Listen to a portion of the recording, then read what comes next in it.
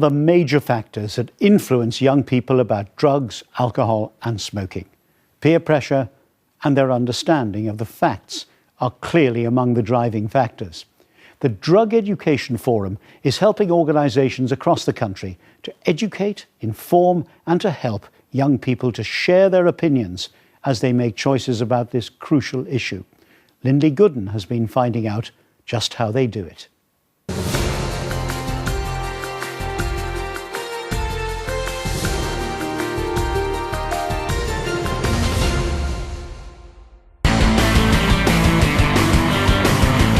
What are the facts about the number of young people using drugs, drinking and smoking? The latest government research points to a drop across England since 2001. But what do young people themselves believe? I'm Hayden Truman, I'm 15, and I believe that everyone needs to have an understanding of drugs, as we will all come across it.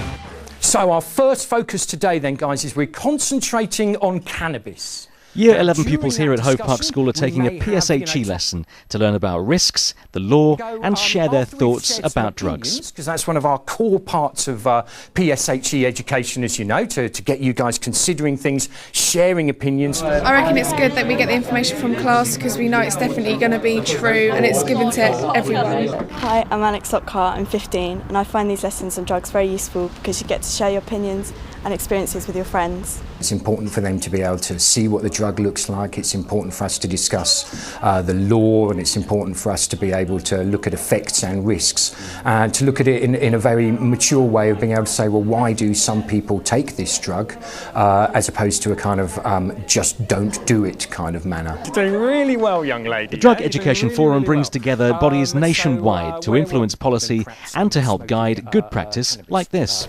Those are illegal as it stands in this country at the moment. Well, I think it's really important. It's about life, it's about learning about some difficult situations, some real situations and some challenges as well. And I think the more that students get involved in considering what these issues are, the better. PSHE education is proving invaluable not only on school time but also in supervised groups like this youth club a few miles away. Well, it's just gone 6 o'clock. We're here in Brighton now with Jessie and with Simon. Well, guys, first of all, what are you seeing around you? It's hard not to get sort of dragged into it, and you can be sort of borderline. But it's when you watch close friends and stuff that just throw everything away. Is that true of you as well, Simon?